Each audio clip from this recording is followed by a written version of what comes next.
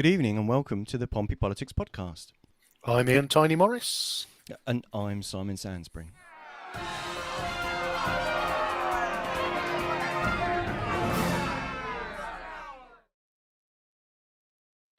Well, good evening, Simon. A decidedly local feel to the show tonight. Yeah, indeed. We've got veteran campaigner Rumal Khan joining us this evening. But yeah, we're swinging back a bit local, and then next week we'll be casting our net a bit wider with a local tint, looking at the upcoming, sadly, the year since Ukraine was invaded. So we'll be touching on that. So definitely a serious and wide-ranging, not just local topic to get to. Obviously, very big one there. So, Rumal Khan is joining us this evening. Good evening, Rumal. Ian and good evening, Simon. Marvelous, and with thanks this evening to Raj, your son, who has helped us through the technical difficulties, which is why we're just a couple of minutes late. Thanks to all of you. But yeah, no worries.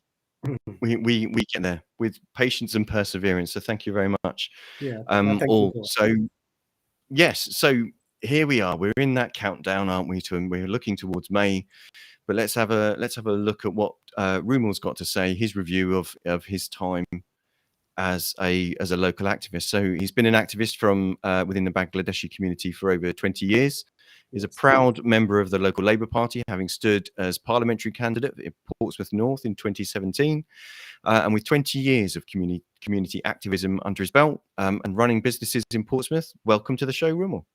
Thank you very much, everyone. I'm Rumal Khan. I'm from the Bangladeshi community. I've lived in Portsmouth for over nearly 30 years now. Almost a local Pompey. The good thing about living in Portsmouth, one of the reasons I got involved in politics is my father was in politics for many years. He was a local, he was in Luton many years. Again, a businessman there, but he helped a lot of people improve their lives. And I just wanted to do that. So that was one of my reasons for coming into politics. Yeah. Okay. So would you say it was, yeah. Sorry, I was going to say Rumal's preempted our first question. So go on. I'll wait. Yeah. Thank you. So Rumal, would you say it was your father's interest in politics that was really the leverage that got you in? And I guess once you get in, what's kept you engaged with that political scene for so many years? Yeah, I think the purpose of helping people. I also was a volunteer youth worker in Luton for many years. I was involved in a youth organization. I was the founding chair. I left at 300. They built at 9,500. It's one of the largest youth organization in the country. So I'm very proud, and the ultimate thing is to help everyone, and I've been doing that. And my father did it. And when you help people, and improve their lives, I think that's part of politics, isn't it? Thank you. I guess it should be. I think at the moment, perhaps the public don't have quite the same view of politicians, but what we find is that those people from the local community who are in activism, they tend to go into it with all the right motives. Yeah. Yes, I agree with you. Lovely. Okay, so what do you see as the biggest changes in Portsmouth since you've moved here from Luton Inn? Lots of changes, and people tell me change is part of life. So when I came into Portsmouth, the largest minorities were the Bangladeshi and Chinese. No longer are they the largest or the only organizations. You got the African Caribbean associations here. You got a Kurdish community, which is a growing community. You got the other ones like Polish community. So there's a diversification of many types. I mean, just to emphasize something to you, not to show you how clever I am. I speak 5 languages. I'm lost in Portsmouth. So it tells you how diversified it's been since I came in. And it's a good thing because it's good for, you just got to look at Fratton Road. Look at how much it's changed in terms of business, how the Kurdish and the Polish people, very, very business minded. Yeah. So it's a good thing for everyone. If, great. Sorry, go on. so if we touch on business there, Rumal, Yeah. obviously, would you be happy to share with us? Obviously, I think you've run a number of different businesses in your time in Portsmouth. Would you? Yes. How can you talk us through some of that? Sure, I'll be glad to do that. I had a catering business many years in Kosham, a little Indian takeaway. I ran for 7 years.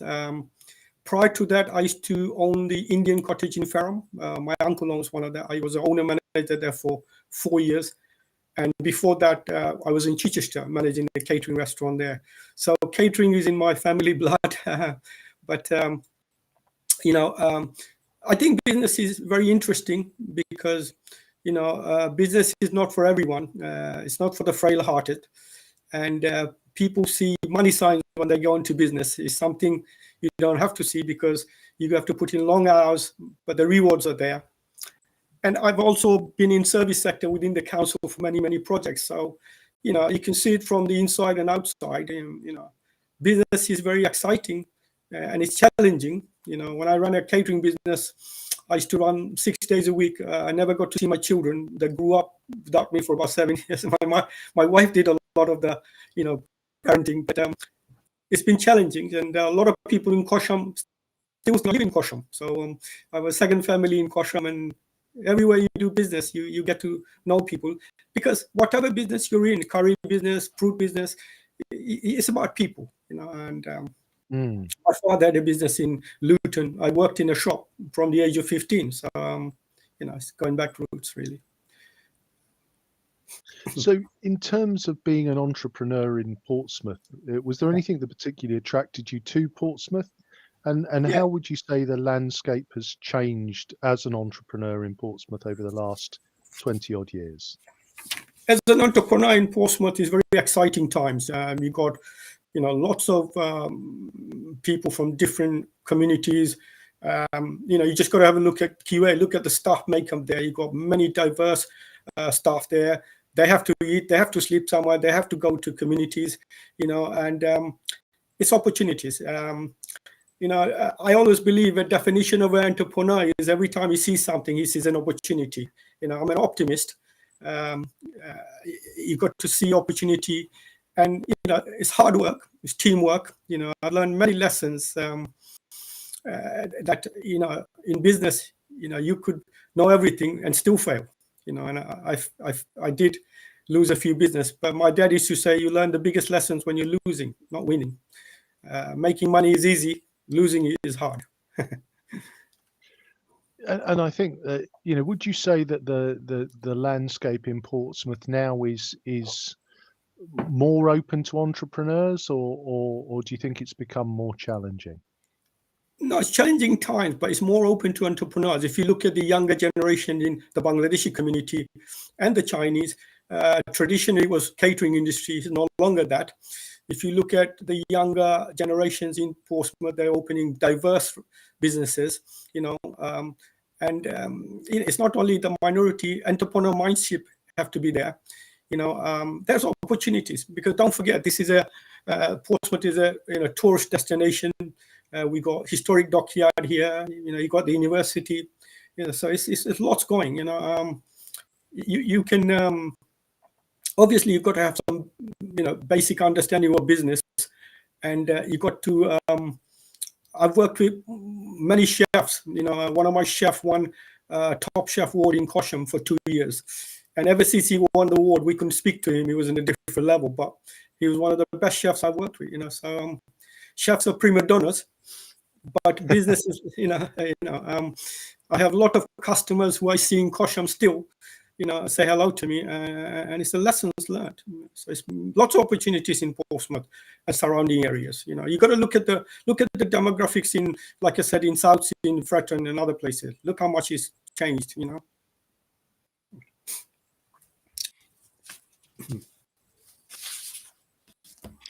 So Rumal, you talked about so you've represented the Bangladeshi community in a number of forums over the years.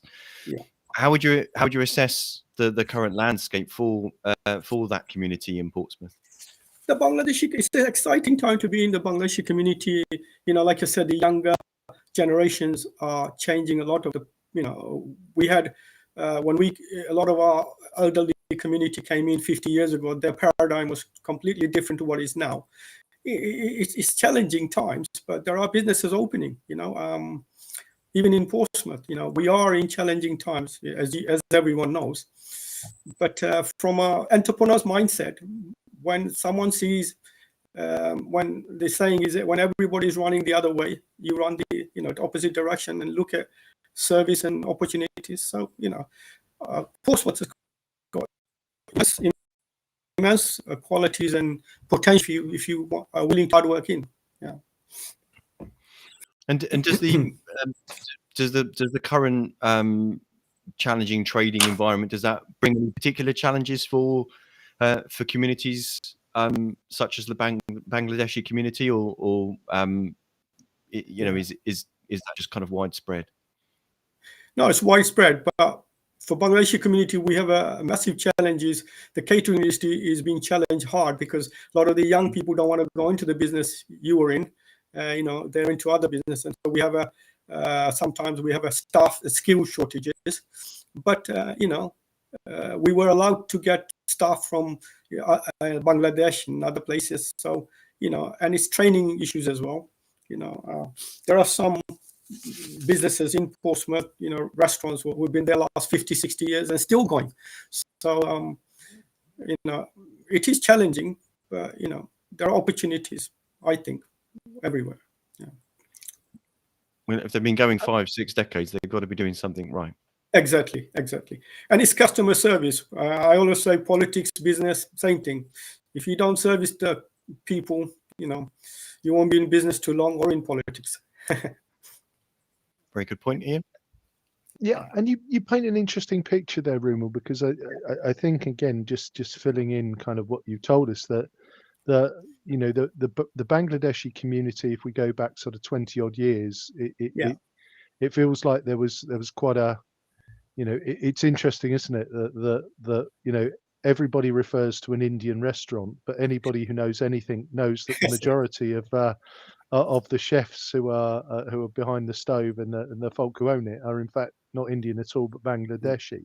Exactly. You speak to potentially the kind of next generation along. It feels like that their horizons have been widened slightly. They see a much wider horizon and much more potential. And I think you touched on it in your start, that working every evening from 2-3 o'clock to do prep for service and then going through till midnight. Maybe how do you assess the opportunities for the next generation of the Bangladeshi community, and how that differs from yours when you were, I don't want to call you not young, but when you were much younger? Yeah, that's a good question, Ian. I'll give you an example. When I was running my takeaway, I saw my customers come and take the food and you get to interact with them. And I was reluctant to do delivery services. But if you look at all the businesses now, it's Uber and other services, Just Eat, we never had that. There is upside to it. I think customers are more lazy now. They want everything home, But the downside is, you don't get to speak to them. And sometimes if there's problems with food or delivery, you don't hear them again. They don't come. So I'm from the old school. I believe in talking to people. But, you've got to do delivery now. And a lot of the business need to diversify, which they did. During the pandemic, it was, it taught a lesson to people. If it wasn't for delivery service, a lot of the businesses would have gone, bust. And a lot of them had to adapt. So part of business is adapting, to changes, which is good. The younger people understand, and the skill base is different. I had a chef who worked with me for 20 years and suddenly became unemployed. And he went to the job center, and the job center lady said he doesn't understand a word of English, and he's been here 20 years. I said, well, she said, I can understand that. I said, well, I can, because he's been he was the king of the jungle in the kitchen, and all he spoke was Bangladeshi. He didn't have a need to speak English. So that's changed a lot. The younger generation are much more educated, different skills, so it's a good thing. No, definitely. And I think does that speak to the fact that when we often there's this sort of conversation around, different communities with different community identity. Would you say this sort of, this next generation kind of perhaps are more or less integrated than they were historically? And is there still pride in that Bangladeshi community? Yeah, I think, yes, a lot more integrated, but it's also about a different paradigm shift as well. They see something different that we didn't see 25, 30 years ago. It's a good thing because younger generations understand IT and web business and all that. So marketing is a big tool. When I had my small business in Kosham, I couldn't afford marketing too much. But my biggest marketing was word of mouth. If you enjoyed it, you told someone else. And, to be honest with you, I did good business. The reason I sold it and I joined the council initially for 6 months. I've been there for about 24, 25 years now doing different things. But the chef, I used to run it for 7 years and he sold it to his chef. And one of my close friends has bought it now and still a food place. So it's nice to see. Yeah. Excellent. So if we take a sort of a shift in tone and we have a look now at the whole political landscape. Sure. If we look at Portsmouth, and Portsmouth City Council has been in pretty much no overall control for a very long time now. Do you see that situation continuing, or do you think there will ever be an opportunity where Portsmouth will finally adopt a political identity, as it's a little bit of a chameleon at the moment, depending on where you are in the city? No, I do see, I'll be honest with you, I do see that Labour taking control of a majority in the council. However, to do this, we will continue supporting policies and, that improves the lives of working people in Portsmouth. That's the most important thing. And negotiations are important, partnership work is important, but I always say the end goal is to help people. Politics or selling curries or whatever, I see end goal is serving the people. And we got to, long as we uphold our core values and of justice and fairness, that's the most important thing, Ian. And that's quite an interesting perspective. As you know, Rumal, we've been broadcasting our podcast now for 3 years, and we're creeping towards election season again. And so Simon and I will be dusting off the spreadsheets and looking at it. In terms of whilst Stephen Morgan has had a very, very strong support in the south of the city. Labour really has struggled to make an impact in the north. And for the last sort of couple of election cycles, whilst they've done well and they've had some significant wins against the Lib Dems, their next move has then obviously been to support the Lib Dems back into administration. What do you see as that fundamental change? Because I guess at some point, what's got to change for Labour to almost create its own identity within the city council, rather than potentially being the vehicle to support the Lib Dems into administration? Well, like I said, on some policies, it's good to support, Ian. But, we got to remember, like you said, I stood as a parliamentary candidate in 2017 on the north, and I live in the north of Portsmouth for the last 18, 20 years. However, I lived in the south for, another 8, 10 years. So, I always say, since I lived in the north, people say I'm a northerner. So I don't understand what that means. The problems are the same. The thing is, we have a Labour councillor in the north of Portsmouth, as you know. He did really well. We can build on that. We need to learn, lessons. I stood for Copner twice. I stood for Nelson once. So many lessons. And, don't forget, we had many councillors in the north many years back, and we had 2 prominent MPs on the north, so, anything's possible. But I think, working together, learning lessons, I think Labour's doing that, to be honest with you. Yeah, I mean, obviously last year, Asger won Cosham, and I think I'm right in saying of the 21 councillors in the north, he's still the only councillor for Labour, and obviously there've been. Yeah, It seems like the Portsmouth Independent Party are really sort of challenging in the north. What do you think needs to change? Is it really just Asger there as that trailblazer, or is there something more that needs to change to get Labour turning the dial again, to win seats in the north? I'll be honest with you. It's got to be cooperation between listening to people in the north. A lot of the people in the north feel neglected, not just by Labour, by anyone. And with all honesty, I'm not taking a party line, but at least, on the south, you see the MP do a huge amount. I don't honestly see our, MP in the north.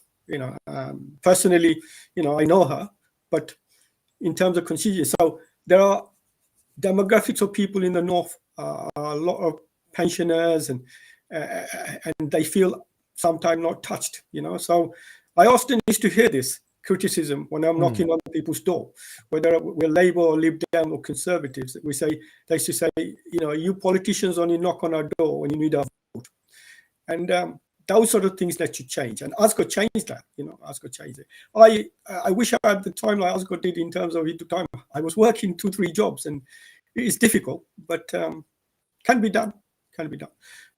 You build on success. Success leaves trails, and that's what it's about. Okay, so and just to refresh the memories of our listeners, so the current makeup of Portsmouth City Council, there's 42 councillors overall. There's 17 Liberal Democrat, there's 13 Conservative, there's 8 Labour, 3 Portsmouth Independent parties, and 1 Independent. And there's some detail around that we'll probably get to a bit later. And Ian, it's been 4 years. It's 4 years this April. It's been 4 years. Yeah. Oh, time flies when you're having fun. It's So, but yeah, well, it's all to play for, isn't it? I guess as we come into May. Okay, so many local councillors started life as a community activist, and it seems a natural path to follow. Is that really the case, or is that is there something more that attracts someone into local politics? Is it kind of like a straight crossover, or is it one thing and naturally leading to the other, do you think? Yeah, the thing is, Simon, I don't think it's just, it is one of the path, community activism. But I've had friends and families who've been to politics from many, many different professions. The end goal is to serve people. I saw my dad serving community from the age of 14. I've always been doing that. And I think anybody who stands to become a councillor, their end goal is to serve the community that they live in. So it can come from many directions. But in a core purpose is to serve the community and help people. So, that could mean any professions. Community activism is one way. I was a youth community worker, so you're right. You get involved in that. When you're in community activities, you see issues. It's about policies and issues and helping people. So yeah, it is one of the way, but not the only way. Yeah. But I guess they both have that common tenet you mentioned earlier on with the service industry of just wanting to help people. Is that what you find? Is that the case? Yeah, many people are not in politics, but they're helping people. They're unsung heroes. But that doesn't mean they're not helping. I just find politics is a vehicle that I wanted to be in because I have, there's so much needs to be done, even in the city we're in now, and if I can contribute to that, so be it. Yeah. Okay. You touched on it in your last answer, Rumal, in terms of the challenges of being able to campaign and we've touched on it in the show before, that the people who are elected to the council, whilst they get a modest kind of expenses allowance, it's not enough money to pay the mortgage and keep a roof over your head. Do you think that that's something that's a barrier to people getting more involved in local politics? Yeah, Should there be a different structure? yeah, definitely. I mean, if you look at councillors, they don't go in for the money, because the money they get, it wouldn't feed half of their families, but they go in for the passion they want to serve. But yeah, the structure of the councillors, fees and salaries needs to be looked into, because I've had friends and people locally who did 2 jobs, and was a councillor. So being a councillor takes a lot of time involved, but don't forget, your priority is to serve the community, but also to survive and support your family, and it's been a struggle for a lot of people, I know. Yeah, and I think that's a tension that we've looked at before. Is that I think just as a standard councillor, I think the expenses allowance is around £11,000 per year. Yeah. So just under half the minimum wage, which unless you are a person of means and able to support yourself and your family via another mechanism, it does mean that to work around to get the two to gel can be a challenge. Massive challenge. And then I guess if you're working full time and being a counsellor, you then also got the challenge of trying to fit all of that in your day. Go to meetings that quite often last from 2:00 in the afternoon till 11:00 at night. Yeah. And it seems, I don't know. Do you think that that's quite exclusionary in the way of that actually limits the people that would put themselves forward for it, let alone actually are able to get elected and do the job and actually stay on the council? Definitely. When I was campaigning, knocking on people's door, one of the things they say is, we're too busy getting on with our life. You politicians do what you do. But to encourage people, a younger generation, you've got to give them something that they can go by. The finances and the big incentive, they go into politics or service people is because they're passionate.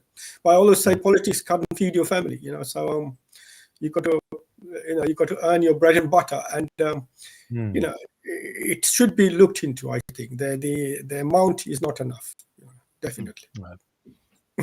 No, something we can definitely agree on, Rumal. It's for me, we want our councillors to almost work more than full time on our behalf, but we don't want to remunerate them as such. So, so it's recently there's been quite a high profile case, and most of us, anybody who follows the show knows we've touched on it. So, Councillor Cal Corkery has been a long-time Labour member, Labour councillor.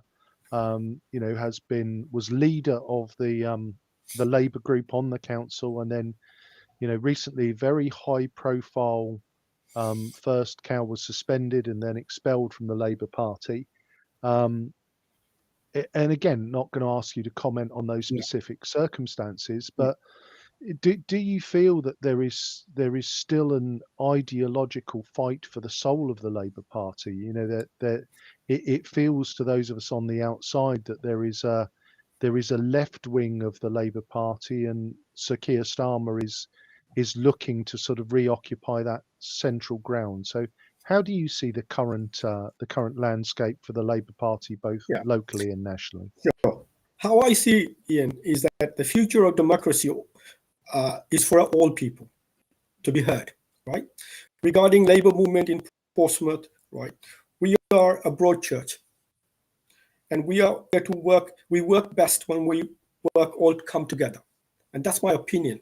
We need to all work together, and Labour has always been a broad church, but we need to hear people, in order to work. So in terms of if we delve into that just a little bit deeper, that there has been this inherent tension within the Labour Party, and it dates back to, it probably dates back to the mid 80s or the early 80s, when there was the there was the militant movement within Labour, and you know, Neil Kinnock famously tried to sort of move Labour towards that centre ground. You know, you say Labour's a broad church. You know, can the sort of centrist majority and the significant number of you know, I'm going to use the word sort of quite hardline socialists, can they exist comfortably together, or is there always going to be this inherent tension as to whether the Labour Party should be electable or ideologically pure? I'll be honest with you, Ian.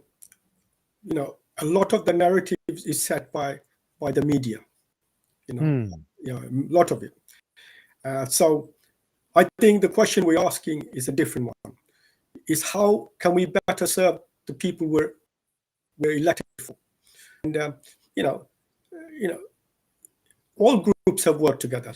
Like I said, Labour is a broad church. You know, there's a difference between the opposition party, where you know a lot of dismay and you know nepotism exists. It exists in all parties. But I believe, you know, from the early age, my dad used to say, you've got to give respect to everyone's opinion, whether they differ with you or not. And, you know, I keep maintaining Labour is a broad church. We have worked together many times before. I can't see any reason why not. So do you think that the you know, obviously, as I say, and I won't ask you to comment specifically on Cal, but you know, those of us that follow local politics know that you know, Cal made no secret of the fact that he was, you know, the Momentum chair. There were a lot of activists joined the party under, you know, with Jeremy Corbyn as leader, very much attracted to a more a sort of, you know, almost a sort of retro socialist message. You know, people became much more active in local politics. Do you think with the tensions that there are now, is there a danger of the local party having to choose its position, or do you think after this recent episode there is the possibility for the two wings to come together? Yeah, there's always possibilities of working together, and it should be that. You know, like I said, it's not a case of them and us. It's about people we serve. You know, I think one of our biggest criticism as politicians for all parties is we forget. You know, we must all work together in the greater good of the community, because don't forget, politicians are not law unto themselves. They've been elected by the public. So, you know, the question, you know, how can we serve better? You know, and differences of opinions and does exist. You know, like I said, Labour have always been a broad church. You know. Sorry, Ian, go on. Yeah. No, go. Well, I was just going to try and because the thought occurs, and I ask this question often when we have different guests on. So don't worry. So do you think that actually the reason why the political parties in the UK, the two major political parties in the UK, are such broad churches, both the Labour Party and the Conservative Party are quite considerably broad churches of opinion when you look at the different edges of their movements? Yeah. Do you think that those are a natural outcome of first past the post? Do you think that we wouldn't see that if we had proportional representation? Do you think the voting mechanism forces that internal coalition to happen? Not really. The voting mechanism doesn't, but the issues and policies and aims and objective does. But yeah, sometimes it does. If there was a smaller parties, you know, the first past the post, you know, I think it can be looked into, like you said. It's not always a good way of getting parties in, apart from the two parties. I mean, you know, if you look at the local mechanism, independents have won a few seats, you know, and they're looking, you know, there's a difference between saying what people want to hear and doing and serving the community is two different things. Oh, indeed. Populism and actually being an administration are two very, very different things. Yeah. And we've quite often commented on the show that the skills that you need to actually get into power, get elected to the council, are a very different set of skills to the ones that you need to use once you get there. Yeah. And then you need to, while you're still busy actually being an administration, you still then need to find time in 4 years' time to campaign to stay there. Otherwise, you don't get a chance to continue to do it. Yeah. The public will, whether you believe that's a good or a bad thing, will quite often be quite fickle and might well chuck you out because you haven't reminded them of all of the things that you've done while you've been busy actually working on their behalf. Yeah. It just seems that I don't know. I forget who the quote's from, but the basis of the first rule of politics is learn how to count, isn't it? And if the first thing is basically getting as many, forgive the term, bums on the seats as you can, then you just want the largest number possible of people in your team, whatever team that might be. And the current electoral system that we use drives us to have to choose those teams in that particular way, rather than perhaps what you'd see in European politics, where you'd see much more comfortable and natural groupings of parties that still then work together to certain degrees and still then form external coalitions without it being the nasty word that it was for certain parties in 2010 to 2015. But do you think that that's a difference, or no, it's a difference? You've got to look at the Conservative government at the moment. Look at the turmoil you're in. Look at the upheaval they've caused. If the government had a say on it, they wouldn't be able to do that. So they're too busy fighting for positions. And instead of understanding, and sustainability takes time, Simon. If you're too busy watching your back, you aren't serving the community. Yeah, that's a very good... Yeah. No, I think you've highlighted there's something, Rumal, which, again, I if I look at the Conservative Party at the moment, I think both Labour and the Conservatives are in a very similar situation. The Conservative Party is having an ideological infight. I think probably over the last 10 years, the Conservatives have been better at hiding that than perhaps the Labour Party has, particularly under the sort of Jeremy Corbyn momentum era, where it was very clear there was an internal division. But I think your point now is very valid, that there are wings of the Conservative Party who are at war with each other, and that is very distracting from the business of government. Yeah. Which I think segues into our next question then, Simon. Beautifully. It's like you set it up that way.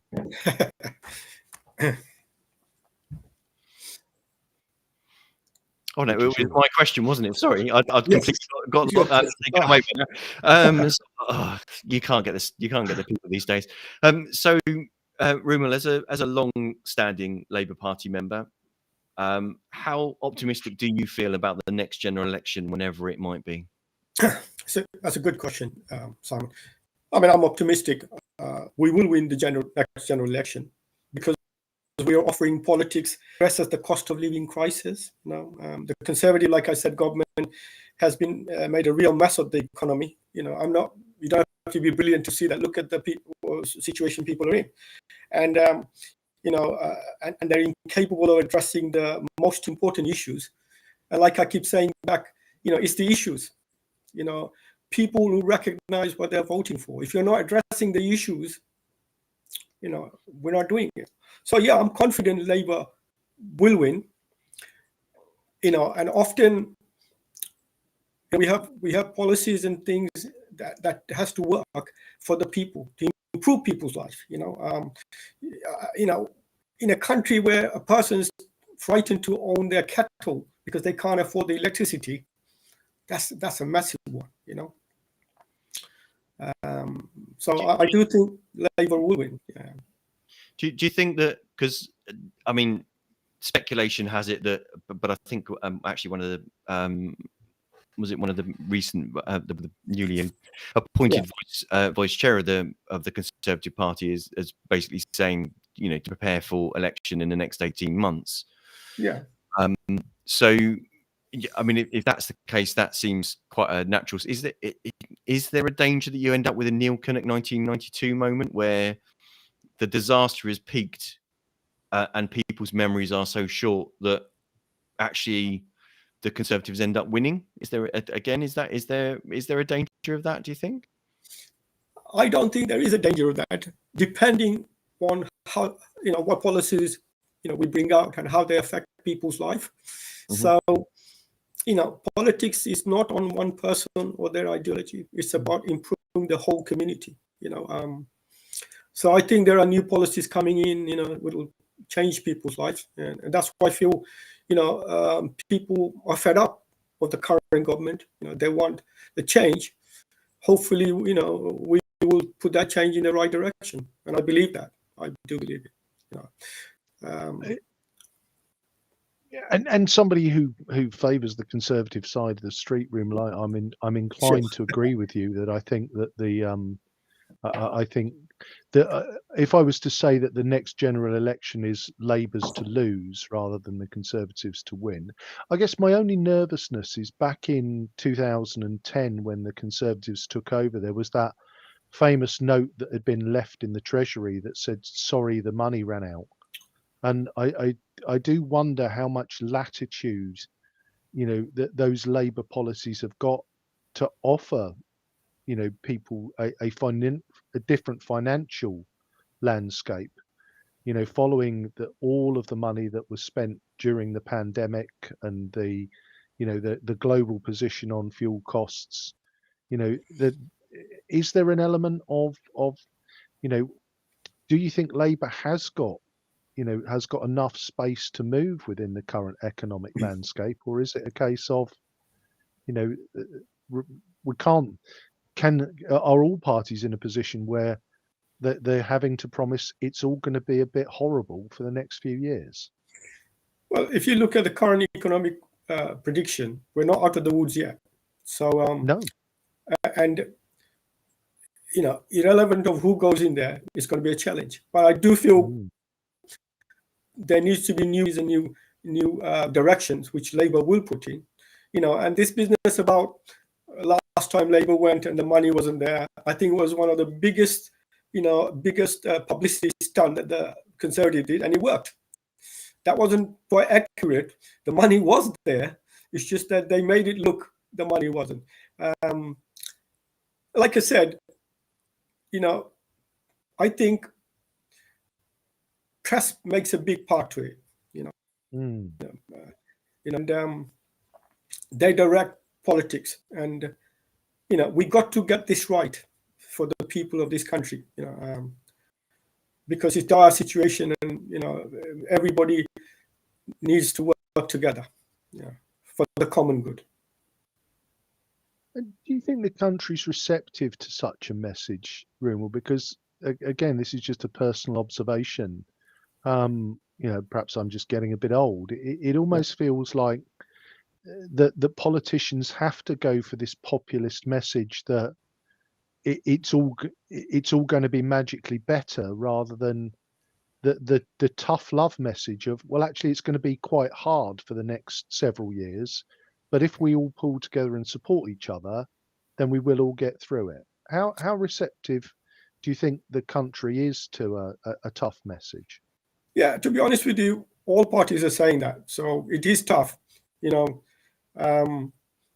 nobody is denying that, and public are not fickle-minded. They understand. We're the only country. Every other country is facing it. So also it's about, it will get tough, then it gets better. So I don't think people are on a denial basis. Whatever politicians say, they understand. They know how bad it is. So if we then switch from that sort of national perspective to you personally, Rumal, it's the key question, I guess, is 20 years of activism. What's next for Rumal Khan? Well, I'm still involved in the community activism in Portsmouth, right? I'm addressing issues such as climate justice, anti-racism, and addressing wealth and income inequalities. Serving the community. I've always been doing that, so I will never stop. I'll continue doing that. If that's the language of politics, I'm in it. I'll continue helping people, which I'm doing, and I'm not the only one. There's a lot of unsung heroes who do it. Yes. And credit to them. If you're going to look at the pandemic to see that, but no matter how much we clap for people, they need to survive. We need to make them sustainable, and clapping doesn't buy the food. And when you got huge amount of people going into food banks, it's people who are currently working, not people who are unemployed. Over 2 million people, husband and wife, working and still going on food banks. That's not a good situation. So we need to improve on that. And I'm doing my best as I can to help, like you and everyone else, I'm sure. So, I've always been involved in politics to help people, like everyone else does. I'll still continue that. So I guess the $1 million question, Rumal, is will we see your name on a ballot paper again anytime soon? Definitely. Definitely. It depends what ballot paper you're talking about. And, to be honest with you, I didn't stand a couple of years now because of the commitment in business and work. And so, it's like when you addressed it earlier, I'm hoping, but, time and money and space is important. Time will tell. Okay, that is indeed so keep us guessing. So we may or may not see your name on a ballot paper in May. Is that what you're saying, Rumal? I'm not standing in local election. No. Okay. No, that's fine. Sorry to put you on the spot, but it was the obvious follow-up. Okay. No, that's very good. So what's your hopes for the for May? Did you have any predictions, or dare you share them, or would you rather keep predictions are always predictions are never accurate, so I don't predict, but I'm hopeful we will win a few seats. And at the end of the day, it's about individual efforts as well. It's how much effort you put in, and so there'll be some changes, I'm sure, in Portsmouth. Absolutely. They say there are only ever two types of predictions, Rumal, don't there? Which is lucky and wrong. So those are the only. And every year we do the hustings prediction, and I think for the last 3 years Simon's been lucky and I've been wrong. So I might explain it slightly differently, but of course I've been right, but I can't say that that's from any sort of secret information, or I've just happened to have. I've got more seats right than Ian did. Right. I wish I was Nostradamus like you. I've not got them all right. I just happened to have got more of them right than Ian did 3 times in a row. Not that I'm counting. Absolutely. That's how life goes. Some you win, some you lose. But I'm not a gambling man, so don't worry. No, I'm not either. So Rumal, from our conversation today, I get an overwhelming sense of optimism and positivity from you for from Portsmouth and the Bangladeshi community specifically. So in terms of the hopes for both Portsmouth and the community you serve, could you just outline for us, over the next sort of few years, what would you be your hopes for both Portsmouth and the Bangladeshi community? That's a very good $1 million question, Ian. Hope for Bangladeshis is I would like to see more young people come into politics, and because don't forget, we are one of the largest community in Portsmouth, and we're growing. Sometimes not in the right direction, but young aspirations is there. And one of I feel proud to inspire other people. I have people stopping on the road and saying, you inspired me to get into politics. That's a good thing. I'm proud that they're looking in politics. And some people say, don't talk about politics. I've had enough. So, you've got to be passionate about it. So I'm optimistic. Many young people will come into politics still. It's important. And if we look at Portsmouth, apart from the obvious, I don't think Labour can win enough seats in this round to take control of PCC. But in terms of Portsmouth generally, what would you hope for it in the next few years? What would you like to see change fundamentally?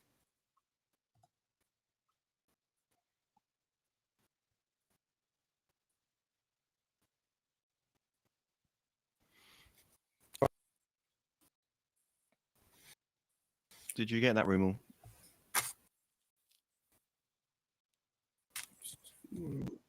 No, I didn't. I missed that. No worries. Let me go again, Rumal. No worries. So I didn't hear that. Hello, can you hear me? Marvellous. So let me answer the question again. So I don't think Labour are going to get enough seats in May's election to take overall control. So if we leave that to one side, over the next few years, what would you like to see change most in Portsmouth? What's your burning passion for change?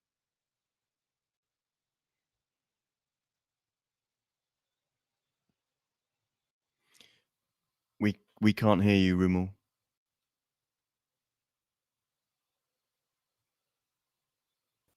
Can you hear me now? Yep, we've got you back. Yeah. My expectation is more people to get into local politics, national politics. Make a difference, because young people are the lifeblood of the community. I'd like to see more people, and in a positive way. Politics is something you got to be passionate about. It's not people who regard it as a job. I would say you're looking at it the wrong way. So I'm optimistic there'll be more different people coming in, and it's a good thing. Good thing. So just to close the show out, Rumal, is there anything else you'd like to share with our listeners? I'd just like to say what you're doing is great. I mean, Pompey Podcast, I'm one of your followers. I think, you do great jobs. It takes a lot of hard work in what you're doing. I just like to thank you. Especially local politics, you're very popular as well. And, I hear people talking. It's a good thing. So just keep doing more of that, because, discussion and, discussion between different opinions and different parties, that's what it should be. So I really enjoy what you do. Thank you for the hard work you're doing. Thank you. Thank you, Rumal. You're very welcome. Yep. Thank you for having me. No, it's as anybody who follows the podcast knows, it's Simon who does almost all of the hard work, and I just turn up and chat nonsense. So it's a great teamwork, because we've delegated it down well. Yeah, it's a great democratic system we've got. It's fantastic, but on the neatly moving to what we're doing more of soon. So just to let our listeners know before we actually close the show. So next week, as we were saying at the top of the show, we'll be turning our attention to Ukraine and how the people of Portsmouth and the surrounding areas can help, and how they are helping already, and all the things that they can do to be helping to continue to help those actually still in Ukraine and those seeking sanctuary in and around our city. So if you are involved with a voluntary group, or if you're a Ukrainian refugee and have a comment to share or would like to take part, please let us know. Either message us on Facebook or email studio@pppodcast.uk. And we'd love to have you take part and hear what you've got to say. One of the other shows that we'll be looking at will be the subject of voter ID, and we're just going to be confirming the date of that. We've had some scheduling stuff that we've had to kind of move about a bit, so apologies that the date we'd originally said for that isn't transpiring, but we'll be looking into that. But please do remember, the last date for you to register to be able to vote in May's elections is April the 17th. The last date for you to be able to register for a postal vote, which will mean you don't need ID, is at 5 p.m. on April the 18th. The last date for you to register for a proxy vote, or indeed actually for the free photo ID that you can use to vote in person, is April the 25th. And nominations are closing at 4 p.m. on April the 4th. So that means that's when all of the local parties will have submitted all of their applications for their candidates to the council, and those nominations will be made public by 4 p.m. on the next day on the council's website. And that means at that point we'll know who all of the candidates are in May's local elections. So who's standing for your vote in May the 4th. May the 4th be with you. In your ward, we'll know who all of those people are. But as we were saying, we'll be holding our hustings again this year. That means for any ward where we can get at least 2 councillors willing to come online, agree a date to do an online hustings with us, we'll be holding a hustings for that ward. So if you are a prospective candidate and want to take part and haven't told us already, please email us, studio@pppodcast.uk, or message us. We'd love to have you on board. We currently have 2 wards where we already have 2 candidates willing to put themselves forward for the hustings. So we'll sort out some scheduling with them, and those are Copner and Nelson wards. And we have 5 other wards where we have already 1 other candidate that has signed up. So do keep your eyes peeled. The best way to keep up to date with what's happening is, of course, to follow us on Facebook or on Twitter, or if you go to our website, which is pppodcast.uk, then you'll see the links to all of the other platforms you can find us to keep up to date with our information. So I shall stop selling ourselves now. Marvelous. No, that's great sales. That's great sales. So, Rumal, thank you ever so much for coming on and sharing this evening. It's been a great episode. And all the best for your future activism and representing your community so finely. Thank you to both of you. Thank you very much. No problem. So you've been listening to the Pompey Politics Podcast. I've been Ian Tiny Morris. And our guest has been Rumal Khan. Thank you, Rumal. And I've been Simon Sainsbury. Join us next week live on Facebook and YouTube at 6:27.